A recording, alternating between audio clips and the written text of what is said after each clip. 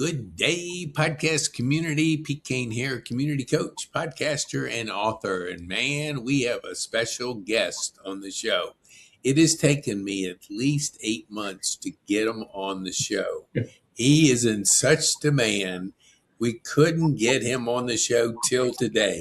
So I want you to sit back and enjoy yourself. You get to hear from a guy very unique, very different, very authentic.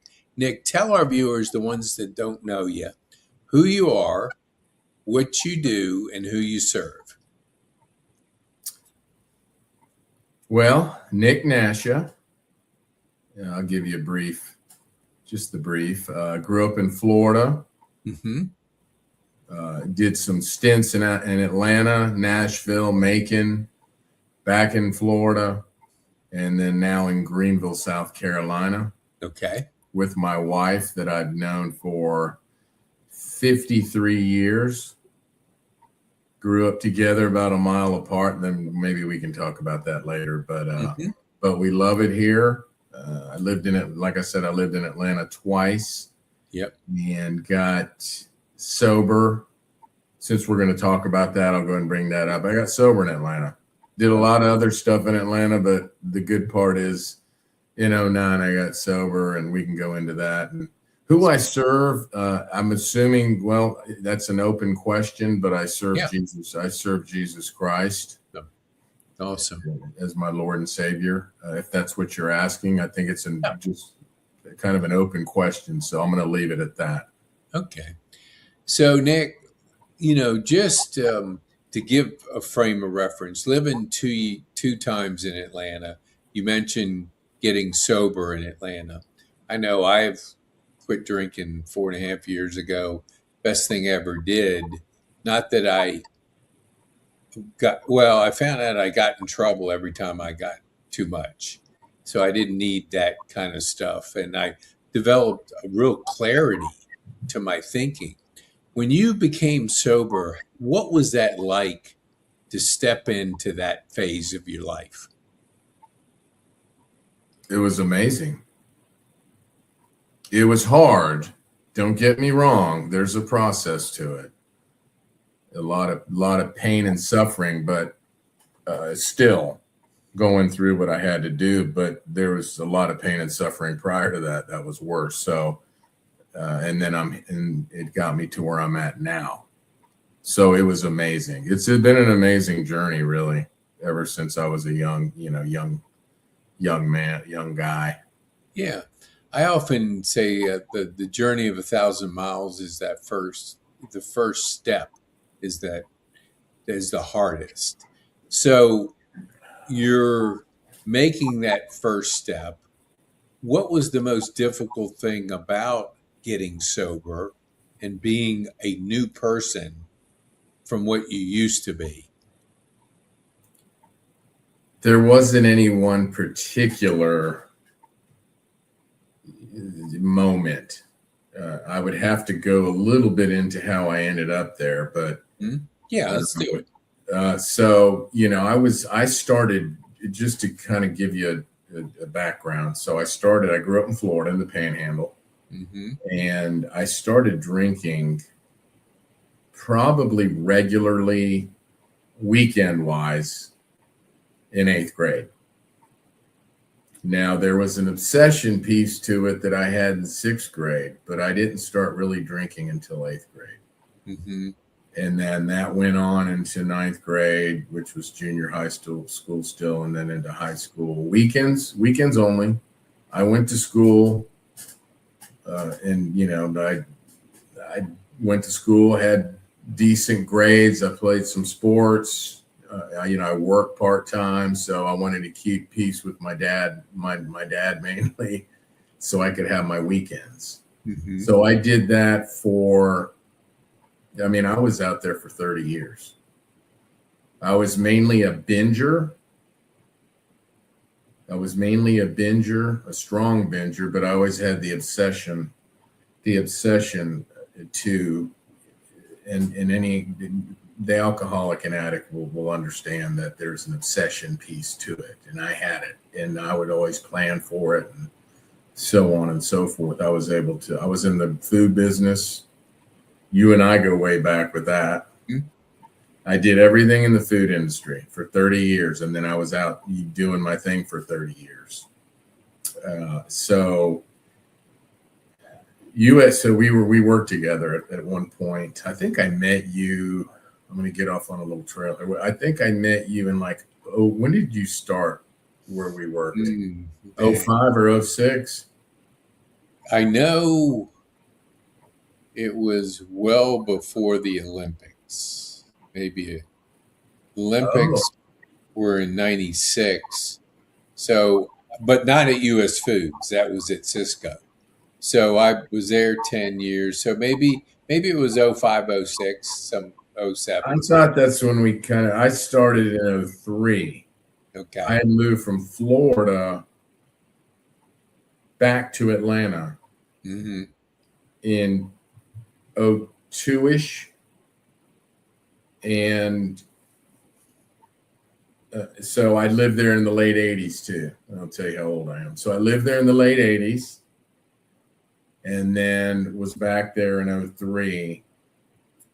And I did get married in '03. And then in '09,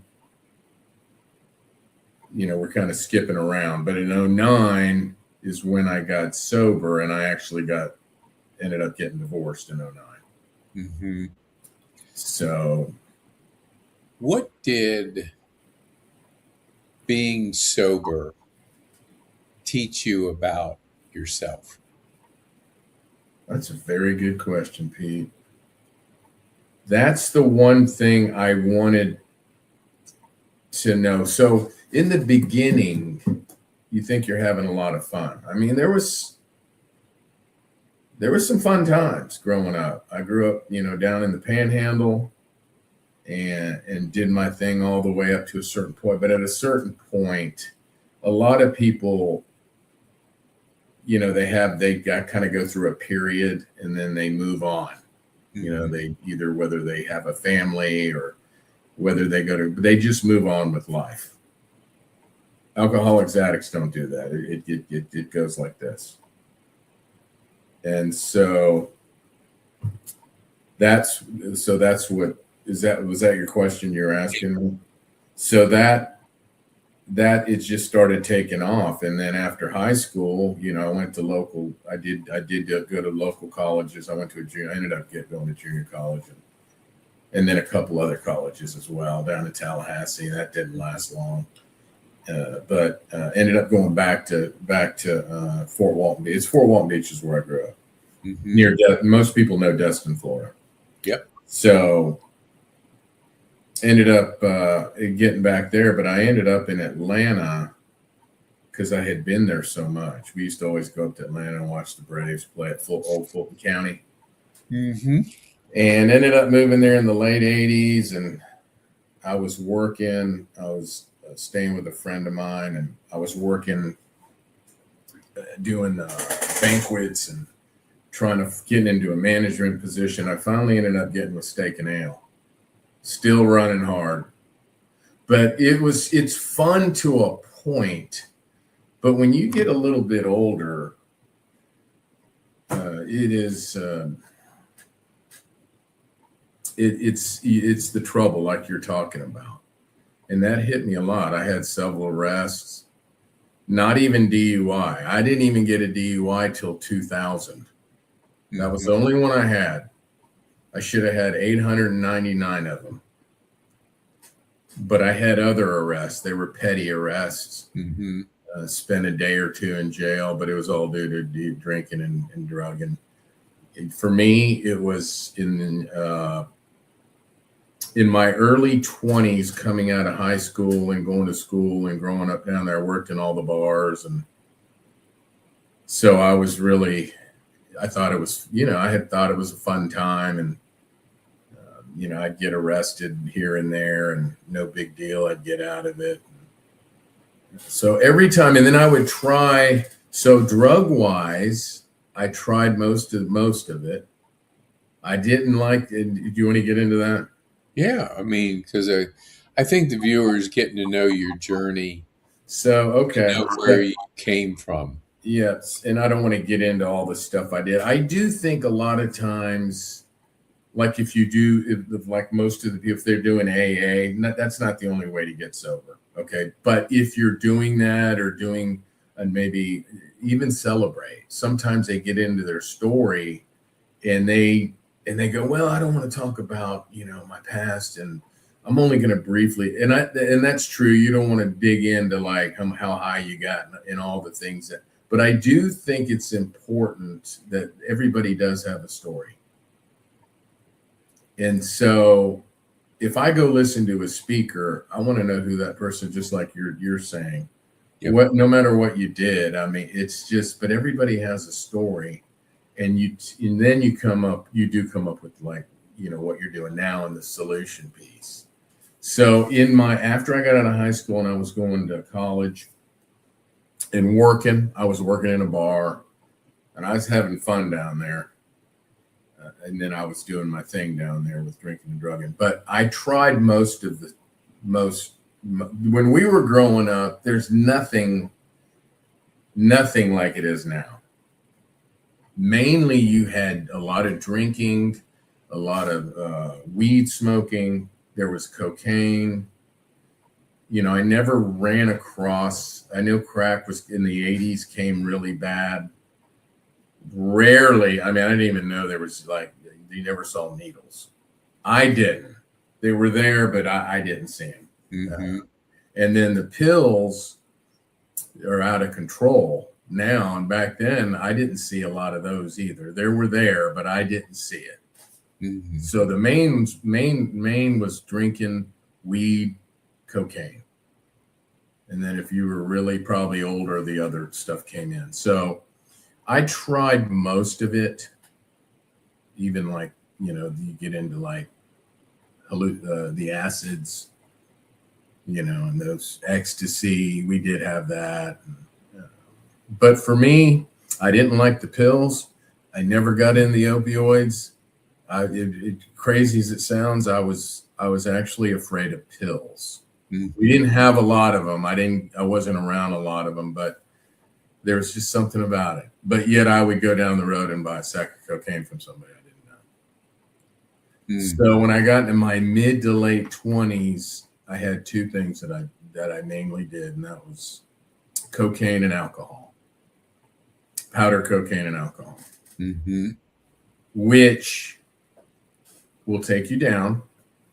I'm not discounting what I did. I just thought I'm happy with what I have with these two. So, and I thought I was smart enough to manage it and still work. And then I got into restaurant management. I was with Steak and Ale for a long time. You remember Steak and Ale? Oh, yeah. So they're opening one down in Anderson. They're coming back. Really? Near Clemson. Dang. They're completely gone. They're coming back. It was a good company. Really good company. And I was with them for several years and a couple other stints. And then that was the main one. I learned a lot with that company. And I was still doing my thing at the time. I lived up in, I trained off Jimmy Carter in Atlanta. Mm-hmm. For people that don't know, Jimmy Carter Boulevard. So I trained there and got shipped to Macon, Georgia. I was there for about 2 to 2.5 years. And then ended up in Nashville. 93-ish, 93, 94. And then I was... Do you think, just to talk about the restaurant experience, do you think that environment greatly influenced your drug and alcohol journey? I wouldn't say greatly. More so than not, but not greatly. It helped me because it's not the 9 to 5 thing or 8 to 5, and I didn't have to really do that there. I was a GM there for 2.5, 3 years in my 20s. So you make schedules. You have 3 different shifts, morning, and I work mornings. It's not like I didn't, but it's morning. Then you have mid shifts and closing shifts. So I was able to manipulate a little bit with that, and I didn't do it every night. I told you I was more of a binger. Mm-hmm. I mean, I could go 3 days of using in my mind. Go, okay, I need to take these 2 off, and then okay, this coming Wednesday I'm off. Thursday. It didn't always work like that. There were times I didn't want to do it and I did it, but generally I didn't do it every day. Mm-hmm. But it got worse, and it did progress. It's a progressive disease. So it did progress. You don't just start out usually just shooting heroin addict. Usually starts out Right. as you probably know. Yep. So between Macon and Nashville, which was, let's see, I left Nashville in 98. There was a good 10 years in there where it was really on, but I was still able to work. And I mean, I'm in my 20s. Mm-hmm. Not that, I'm just, when you're in your 20s, you can do a lot more when you're in your 50s, as you know. Yeah. Oh, yeah. So, and I was running hard. So, I went to Nashville and did that. And I got into some other stuff. I got out of the restaurant business for a minute. And that's another, I don't want to bring this, it'll take too long. So in 98, I moved back. A friend of mine started a franchise down in Florida where I grew up. It's still around. It's a big franchise. And I went back and it had started really kind of ground floor. And I did that as a director of ops. So I got to travel, open stores, he caught me at a time. I was in a bad way, but when I went back, I was okay. But I was in a bad way in 98. Mm-hmm. Very bad way with breakup and drug use and so on and so forth. And then I moved back down to Florida. I was down there for 4 years. Do you think it took hitting rock bottom to start recognizing that you had a problem, or did you live so much of in and out binging that it was never hitting rock bottom? It was just the way of life that you had chosen. What do you, and I know what you're talking about with rock bottom. What do you define that as?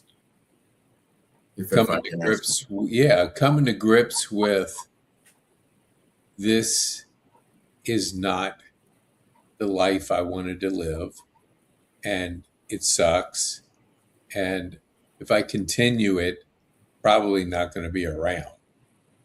So I either have to make some changes in my life, or I'm going to continue down a life of destruction. Okay. Rock bottom, it's a little tricky. This is my opinion, okay? Just like I asked you, like, what's your basic definition? This is my opinion of rock bottom. And I'm in this industry now. Mm-hmm. I went right into it after I got sober, and we'll talk about that. But rock bottom is a little tricky because it's just kind of open, rock bottom. Like, people will go, well, you'll hear it a lot. There is truth to this, but there's also some caveats to this, in my opinion. Well, he needs to hit rock bottom. Well, what's his rock bottom?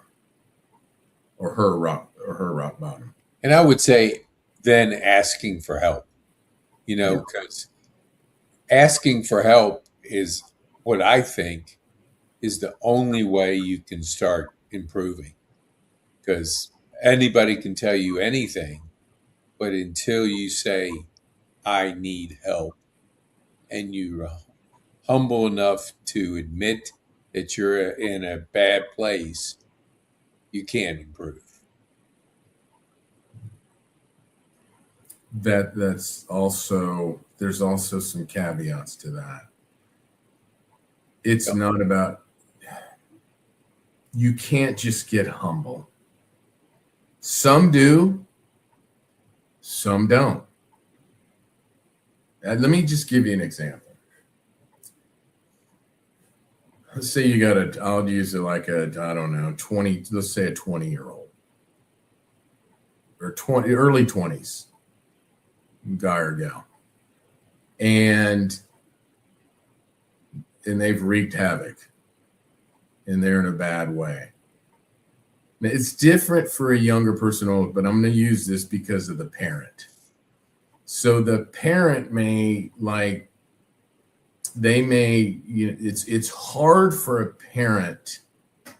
Some people will tell that parent, just let them, you know, let them go. Just let them go. They'll figure it out. And some of them do. At this point, I never tell a mom to like, just, especially if I'm talking to them. You got to get a lot of information to me on a person, what they've done, where they've been, is just like how long they've been doing it. Are they really an addict and all that? But let's just assume they are. I never tell parents or a parent, look, you just got to let them go and figure it out. Now, there are times there's a way to do it. There's a way to do it. At some point, you have to do that a little more a kinder way with a plan, because not every addict is going to get humble. Most of them aren't going to get humble. Now, even if they're living under a bridge, they might not get humble.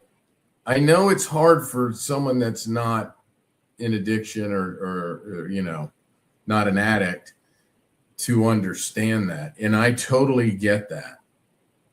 But it doesn't work quite like that. It's different for everybody. So getting back to that, I never tell anybody, we usually come up with a plan. And this kid this young person may have been to 5 different treatments. And then people on the outside, family, just, you know, when are you going to, you know, you do have to have a plan is what I'm saying. They can't stay at your house forever and use in your house. That's not what I'm talking about. But I'm talking about a plan. And you got to set some boundaries, and then you do have to have some ultimatums, but always have the door open for them to call 24/7 if they want help. Mm-hmm. So that's one piece of it. For me, so you asked me about me. Yeah. I was 44. I was 44. There was a moment, honestly,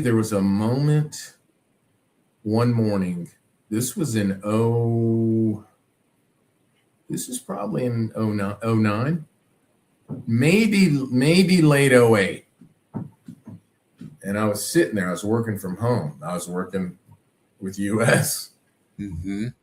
And I had a drink, and I had a line of cocaine sitting there. And I stopped for a moment and had a moment of clarity. And in that moment, I did have some humility in I was thinking about God in that moment. And I thought, you may have a problem. I'm thinking, you may have a problem. I mean, it's just like, how did I get here? Now, this is like 10 o'clock in the morning. And so I was thinking that I was losing my mind possibly too. But I always wanted to have a relationship. I did, a true relationship with God, with Jesus Christ and Scripture, because I grew up with it. I went off on my own way for 30 years. Mm-hmm. And in a way, I think I was with my relationship, I was like, I can't do this. So did I want to do it? Did I end up doing that line and drinking that drink? What do you think I did? I think you did. I did.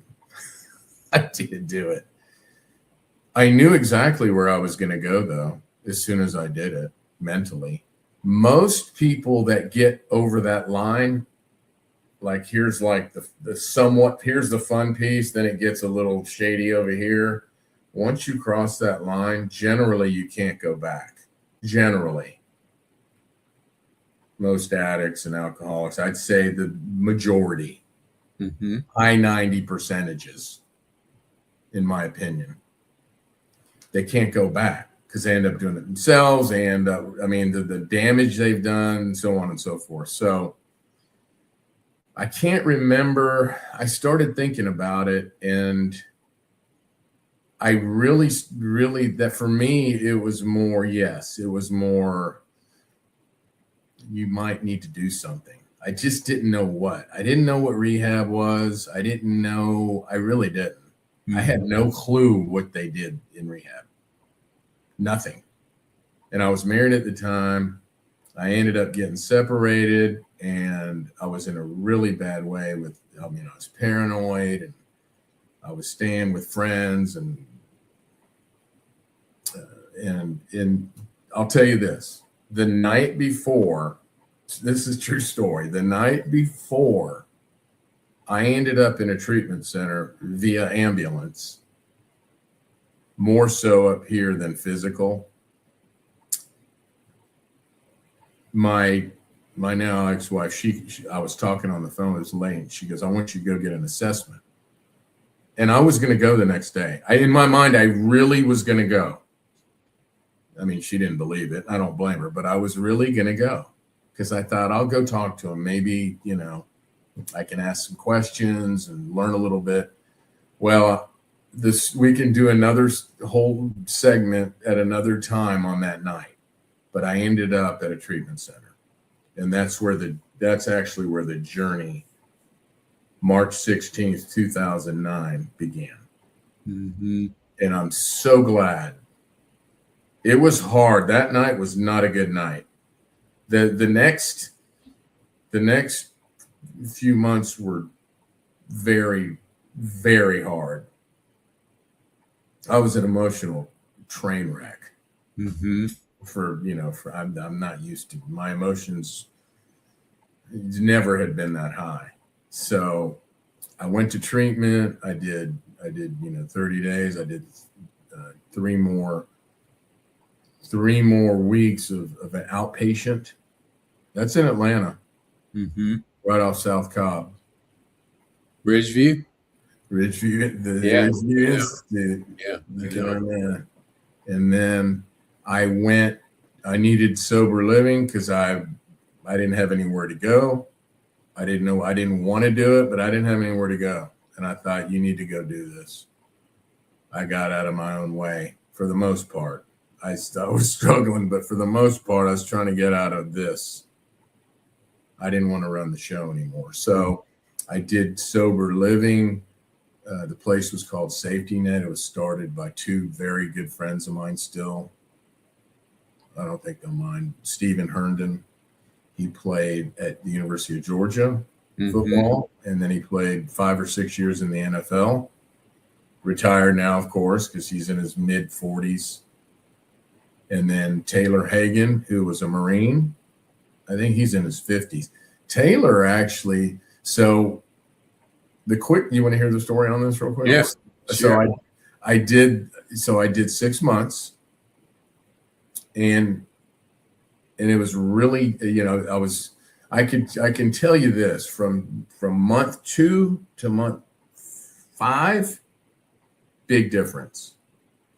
You got to put the work in, because I want to save some time for the recovery piece. Just, I don't know how much time you want to go, but so I did 6 months with them. Steve, so Safety Net is no longer, it just ended like a year ago. Steve has his own business. Taylor actually works in the jail system doing the same thing. Now, his story is incredible. So I don't think they mind because they've told their stories. Mm-hmm. Just for the record, for people going, well, they shouldn't say his name. Well, they tell their stories, so it's not a hidden. Yeah. But he works in that system. But they're good friends of mine now. They helped me tremendously. And then I volunteered with them in 2010. I was still at US, and they asked me to work part-time because it started at 50 men. It was men only. And we had 100 men at one time. It was structured. It was structured, mild chaos. But it was, I mean, we did all kind of, we drug, we had we did apartment model. We drug screened. We did night rounds, morning rounds, counseled them. It was like a mini IOP, but we didn't have a doctor and nurse there or anything like that. We had an office, and that's where and then they asked me if I wanted to work part-time. So I did both. I don't know if we were like communicating at the time, you and I, but I ended up leaving US to go full-time with them in 2010, late 10 or early 11. So I was right in it. I went from 30 years of food to this. What did going through the drug part of your journey, how did that prepare you for rehab and the work that you do now?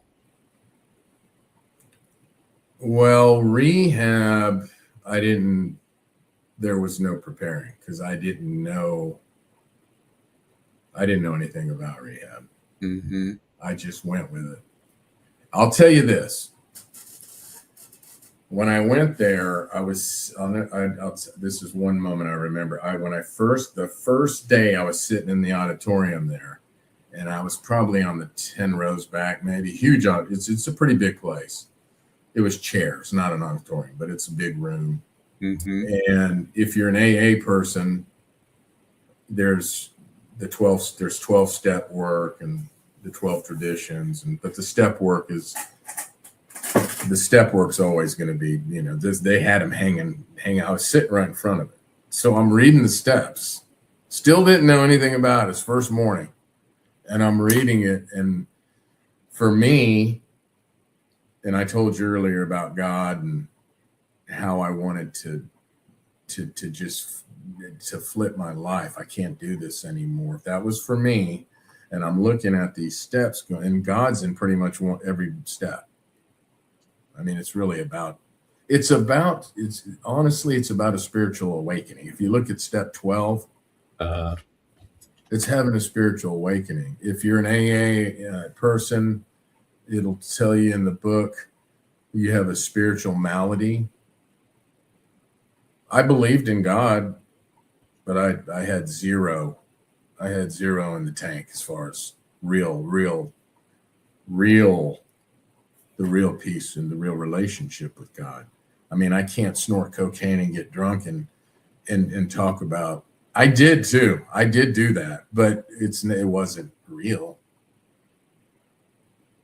So that piece I wasn't prepared for. I just knew I had to do it. I'm sorry, the second part of that question? Well, it was just that, in going through that part of your journey with drugs and alcohol to the work that you do now in rehab, how did that prepare you to do rehab work? Right. So the rehab for me, I just told you that as far as the work piece of it, I started right away. That prepared me, I would say, a good amount. Mm-hmm. Going through what I went through. Not only rehab, not only just getting sober, but working with hundreds of people early on. It's it's not easy in the beginning. There's a process to that. And through safety net, it was called safety net. I don't know if I mentioned it, but through safety net, I mean, they kind of threw me in there, not 100%, but I ended up getting, by the way, so they sent all their people, excuse me, through, it's called GACA, Addiction Professionals. It's right there at Ridgeview. You get certified. I got certified in Georgia. It's called a CAC1. It's a Certified Addiction Counselor 1. It takes about a year to 2 years. You can finish it fairly quickly. I don't know how long it took me, but it was in 13 when I actually finished it. But there's a process. But you can go out and help people. You don't have to have anything to go help people. Mm-hmm. But, you learn some clinical stuff. I mean, I'm not clinically, like, I don't have a master's degree, but it prepared me. I would say by the time by the time I got here, I was like, I had done everything, not everything, but I had done a lot of things in the, pertaining to that, working with people, families. Families is a big deal. Big deal. Not enough families are being worked with or getting help themselves. It's always about the person, but there's a big piece to the family that needs Did you feel, just not to interrupt you, but to ask you, moving from Atlanta to Greenville, my nephew moved from Atlanta to Richmond, and getting out of that environment that he was in greatly helped, along with some other things. Did you have to move to Greenville to put a little bit of the Atlanta journey behind, or was it just you found a good opportunity to do work with rehab and the company that you're working with up there? Did relocation have anything to do with it? Relocation, I'm going to answer your question with that's a good question. Relocation does not generally stop somebody from using. You can try it, but I got to get away from, it may help a little, but then you usually revert back if you're a true addict alcoholic. So logistics does not generally. When I moved here, it was in early 18, my wife and I. So we moved here. So I got sober in 09. So no, and I'm going to say something in a minute. I'm trying to remember. No, we came up with safety. So Safety Net was up here. It was a 20-bed facility up here. That's why I moved here. Okay. And there was one in Charlotte too. So I will say this, and I learned this 2 years ago a lot. And and when I found out, I was like, gosh, some people, they out on the outside, they think, not all, I don't know. I can't even say generally, but I've heard the question several times, and they think that when someone gets sober and clean, now it may take more, so you can go 2, 3, like for me emotionally, I needed 3 years. I'm just talking about like finding out who I am. Why did I do that? I wanted to know. That was me. But I didn't want to go back to reverting to any other stuff I was doing either, not just using. There's other pieces to it. I don't want to get into it right now. We don't have time. But a lot of people think when someone is sober, like right now, I don't know. I'll ask you. Do you think I struggle daily? And be honest. So do you think I struggle daily with like using, or if I go into a bar or?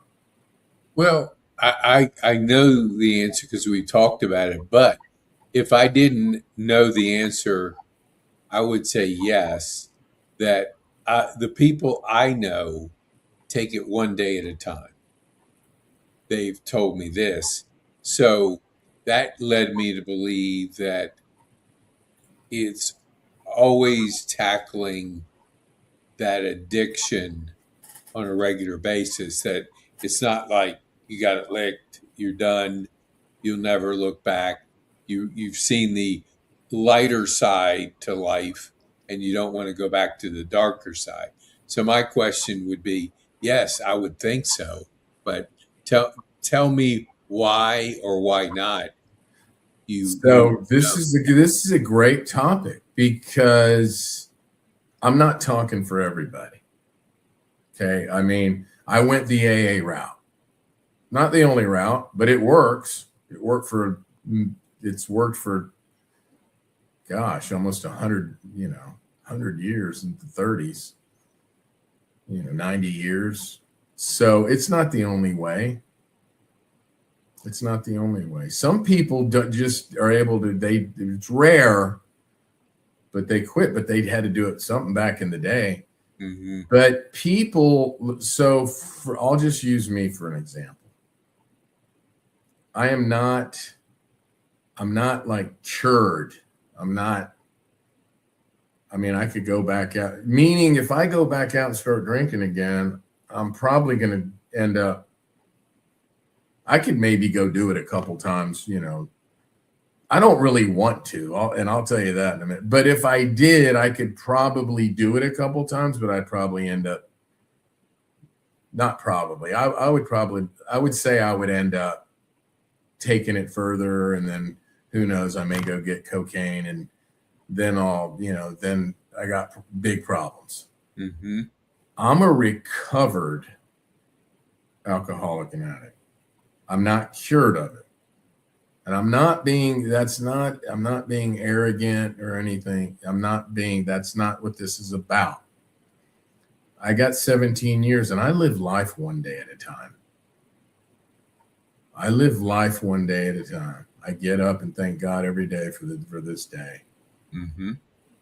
So I can tell you this, I'm not going to drink or drug. I don't have any, I don't hang out in bars, but there are times I go to I'm not talking nightclub. I'm talking, where there's bars with food. I have no issues with it. I have very, very little issues. Once in a blue moon, if anything crosses my mind, it's probably alcohol. Ooh, like there's a local place here that has a bar with all these bourbons on it, expensive bourbons. And I'll go and my wife and I go eat there sometimes, and I kind of kid around. I go, look at this bourbon list.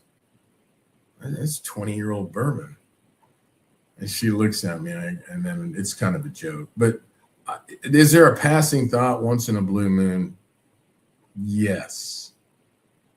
What do you think in your faith today? How has that helped you in your journey? Like, has it given you a stronger will to stay sober, or is there more to it? I wouldn't say stronger will.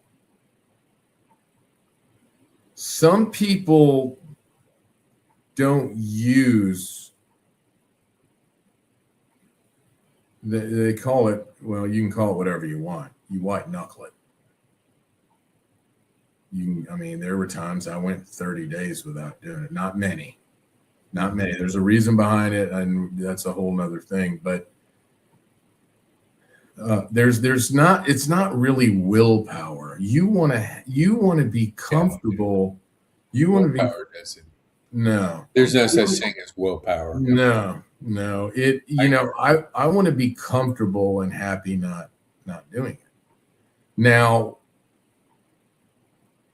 even when I first even the first 3 months, I didn't want to go back out and use. Mm-hmm. Now, I was in a dangerous spot. I mean, I was with around a lot of good people. I'm not saying if I was living on my own, I probably would. I mean, who knows? I didn't really want to. I was dealing mainly with my emotional state and the separation. And then, then I didn't want to go back to work where we were working at, meaning I wanted more time off. Mm-hmm. I liked it. So, I mean, I was in sober living, working at U.S. Foods, but it helped me. It's helped me. You brought up humility in the beginning. That's one. In Proverbs 3, some of your listeners probably like he's talking, but that's okay. I'm on here and I'm going to talk about it. But it's in Proverbs 3, it says, do not lean on your own understanding. That doesn't mean you don't make decisions. But for me, it's getting into the Word of God and whether if you're a believer, Mm-hmm. then you know that there's ways that God talks to you. Sure. And lets you know. I don't want to be the captain of the ship. I tried it for 30 years, Pete. What about mentor and accountability? Did any one of those have a bearing on your journey? I had I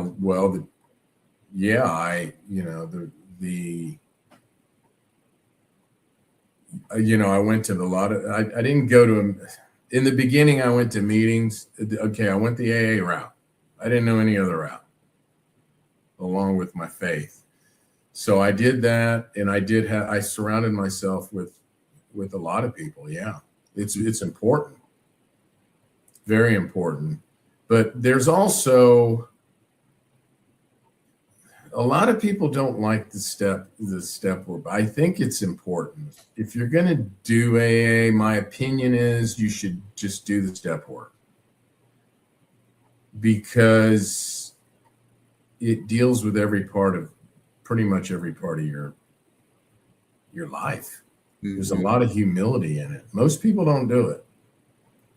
My goal was to do it by the time I got out of the sober living and I was back at US working for 40 hours a week, how much we worked, and doing my recovery. But I had to have a recovery plan. If you're not going to do AA, then have to me, you need something. Mm-hmm. Some form of fellowship with some kind of whatever you want to, people have different beliefs. Mm-hmm. But you got to have you got to have something. Most people. Did that answer the question on that? Yeah. What do you think if you had to give advice to a 20-year-old Nick, knowing what you know today, what would be the one piece of advice you would give him? 20-year-old me?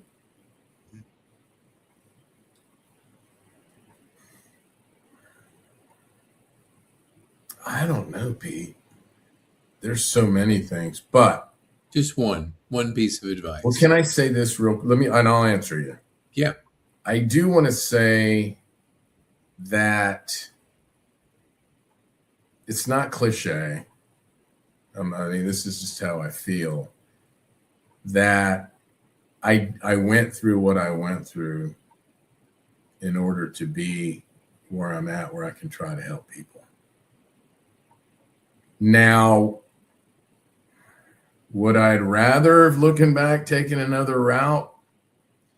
Yes, but it's really tough for me to say that. But I'll give you one. So give one to my 20-year-old self. Yep, one bit of advice.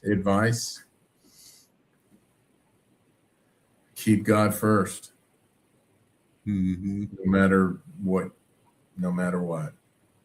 That's good. Keep God That's first. Good.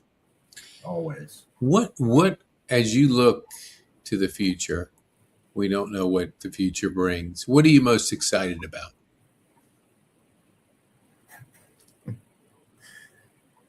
That's a very good question. Gosh, man, I'm excited to be here today. I'm serious. That's a tough question at our age. Yeah. I'm excited to be here.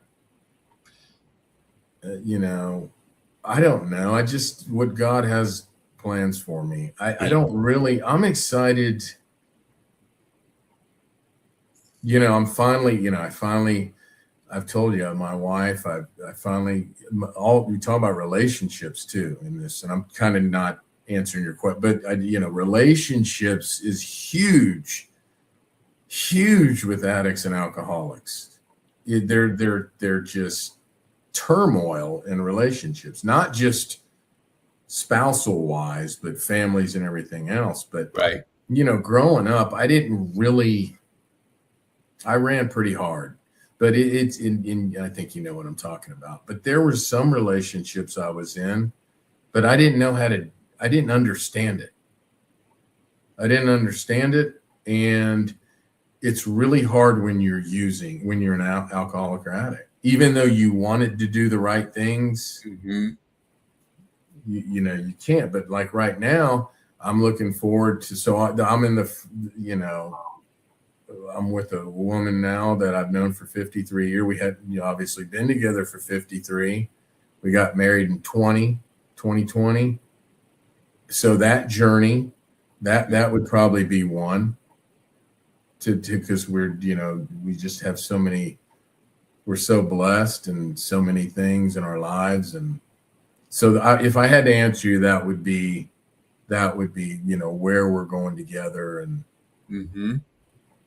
Where that journey's going to be. And then, you and I talked about some things. Who knows, right? After, 20 years of knowing you? Yeah. It took you, 8 months to get me. And let me say this for the record, do not, your viewers. I will say this too. Like, there are people, I don't know what it is, but I don't accept no. And I just keep asking until somebody tells me, quit asking, I ain't going to do it or whatever. So, because I believe that it's important for people to be able to relate to individuals. And when you're going through a journey, if you don't we sometimes see ourselves in other people by the stories that are shared. And it's valuable because today you'll always be able to go back and listen to this, and somebody else can listen to it maybe 5 years from now. It's always a seed of growth where people can come into that story is their choice. So I'm pretty persistent in that. And I believe that the world, how we give back is a lot of that fulfillment that we get is giving back and coming alongside people that need you at that time.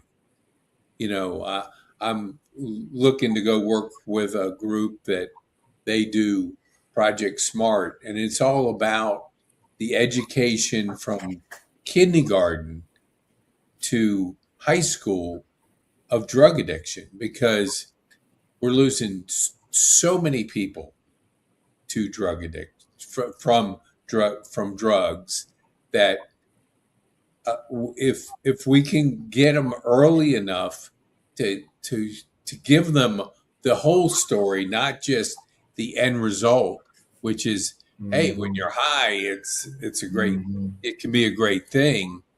Oops, hold on, my daughter. All right back. But it's so important that we are here to help, to give back, to make a difference. And even if it's one person, it's worth it because life is precious. Yeah. It's shorter than we think. With today's Monday, we only have a certain amount of Mondays left. We only have a certain amount of birthdays. and we do not know what tomorrow is going to bring. So, being grateful to have another day is a beautiful thing. Gratitude's important, very important Yeah, in an addiction, and so is service. yeah. What do That you that's think? that's the part of the humility piece when you start Yeah, that journey. As far as getting to the part where you got to quit using, you just don't. There's no the humility is not. It's a lot of times people are also thinking, you know, they and I understand this. It's like, I've come this far. I'm so far along. The heck with it. I was going to use another word, but the heck with this. I'm just going to keep going. And it's hard to have the humility piece. But there's certain ways that's you can get in depth with that, but that's the mindset. It's like, and then you got the like with the opioid crisis, there's a lot of people that want to stop. Now they just had this 7-OH kratom up here that was like off the chain. Now it's illegal. I mean, I've seen so much of that, but they're physically addicted and they can't stop. They can't stop. There's some good Netflix documentaries on the opioid, but the opioid crisis is crazy because with the fentanyl, they're all bad. It's all bad. I've seen people yellow with bellies this big from alcohol. It just takes longer. I know a couple right now that I work with. They're family members. So there's all kind of, all your, vaping. You walk into I'll tell you what, you want to get it, walk into a vape shop. Just walk in there one day and you'll be stunned. You'll literally be stunned. So yeah. I didn't even think until you mentioned it, and then the person I work with, he was mentioning the same thing about vaping being that first step towards going another level. And so much of on the street vaping, the drugs are laced in fentanyl, they're laced in other things that you buy off the street that you think is because it's cheap, I'll use it, but then it can be detrimental to your life. And that you see these vaping places all over the place. I mean, they're like Starbucks. Yeah. How much time we have? I'm going to mention a couple things. A few minutes, yeah, because I have a few minutes. Yeah. So Share. I'd like to do this. There's a lot more to talk about, really. I want to get just real quick. We talked about people on there, that may not know a lot about addiction, and they don't know anybody. Generally, they know somebody, but if you may not have, or they just don't know a lot about it.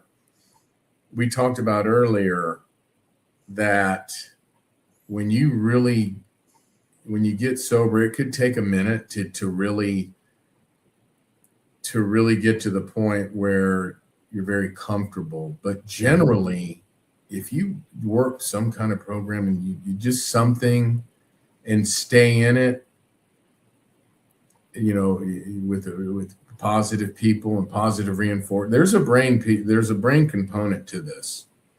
So most people, especially with years, 2, 3, 4 years, what have you, generally are going to be happy. Like I just needed to say that, and everybody's different. If you need to go to a meeting every day and you've got 4 years clean, then so be it. Then do it. Then do it. But you want to. For me, I don't struggle. Like I don't hang out in nightclubs, but could I go to one tomorrow? Yeah, I could go to one tomorrow. There are certain things that we do, that events and stuff we go, there's all kind of alcohol. I mean, there's people smoking weed on the streets. It doesn't. It's where you're at in your recovery. Mm-hmm. So Meaning you today you're better prepared to face the bars, the drugs that are out there than you were years past. It took longer in your journey of recovery to be able to handle things differently. for me, I was done. Now that doesn't mean I wouldn't have done it, but I did put in a lot of work. I went through a lot of pain, Mm-hmm. emotional, mental, a lot of pain.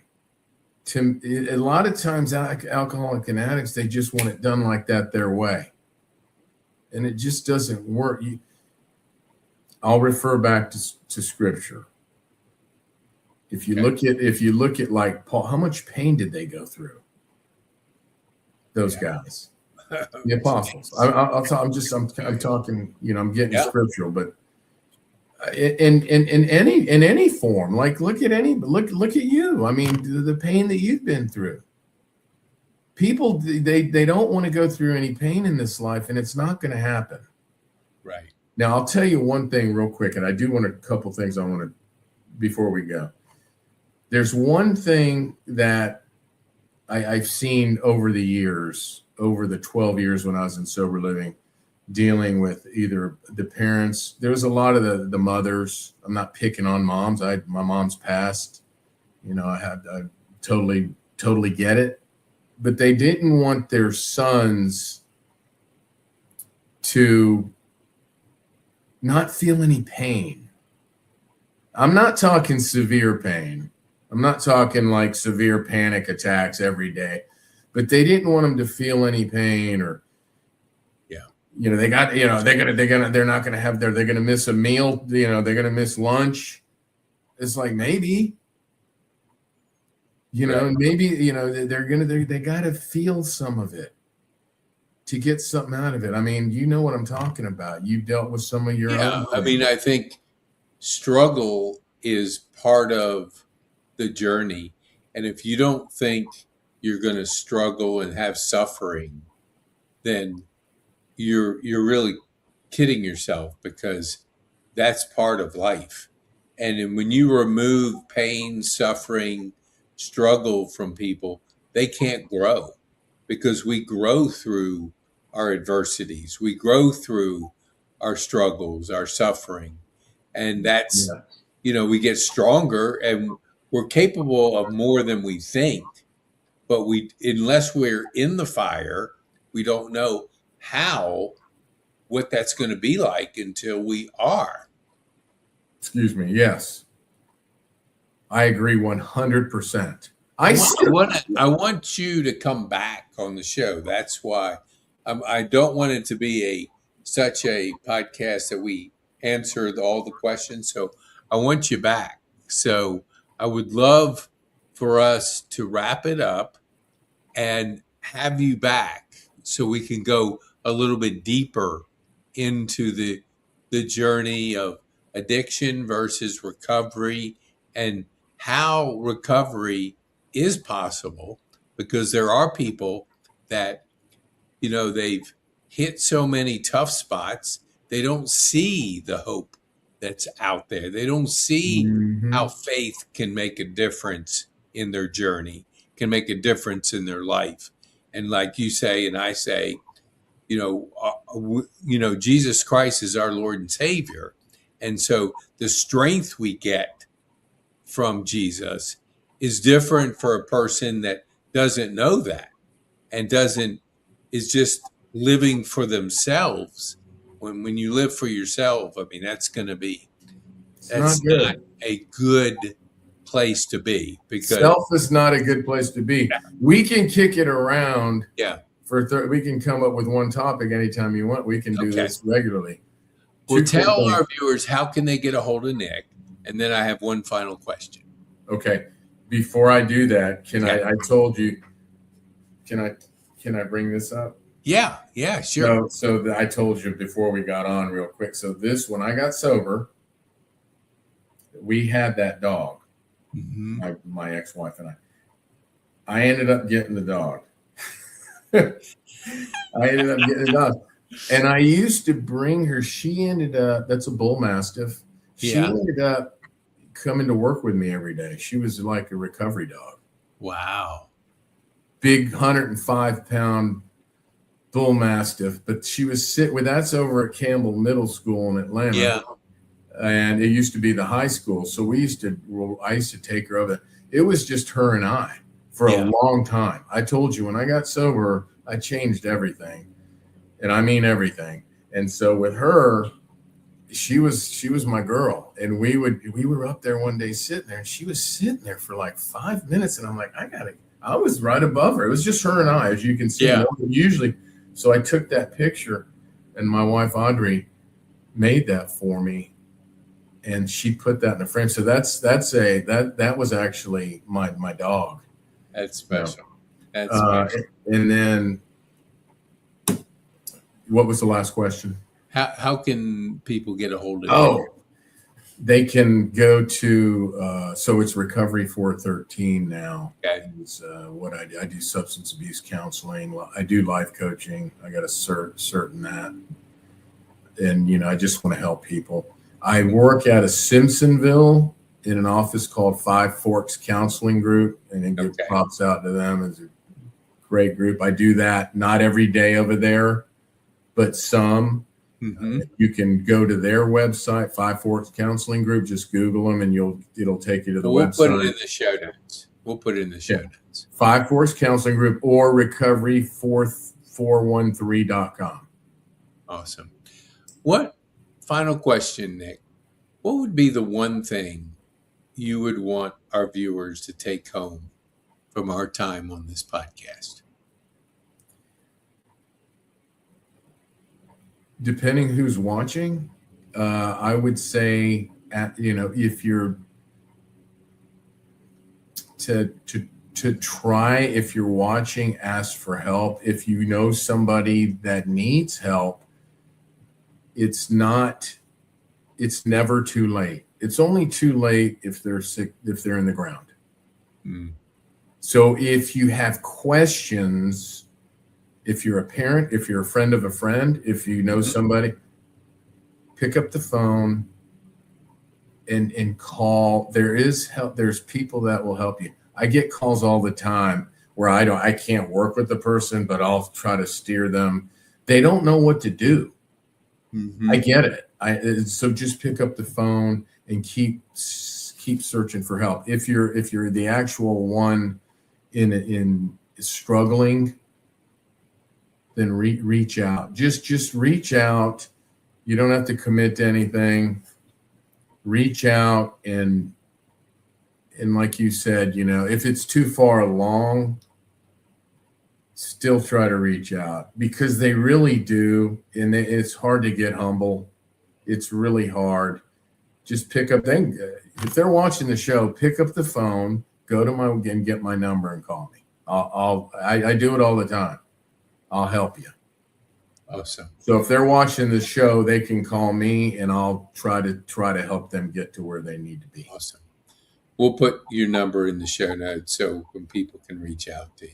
Yes, sir. Nick, yes, thank you so much. It was well worth the wait. I'm glad. Don't act like I didn't want to come on here now. Don't. Hey, I got sober with a guy. He's a medical director out in Texas. Yeah. He's older than me. Yeah. You wouldn't know. He's a psychiatrist, but you wouldn't know. We got sober together, and he texts me sometimes. Every once in a blue moon. He did it the other day. He said, and he did this in the beginning this was in 2009. He texts me. He goes, "You still ain't that big a deal." That's exactly how he says it. I love that. And I usually reply back, I needed that today. You ain't that big a deal. Oh, that is great. That is so true. Man, thanks for having me on. Let's kick it around again. We can we can do the shorter and come up with topics. I'm more than happy to. I really would. Awesome. Thank you, Nick. Appreciate you being on here.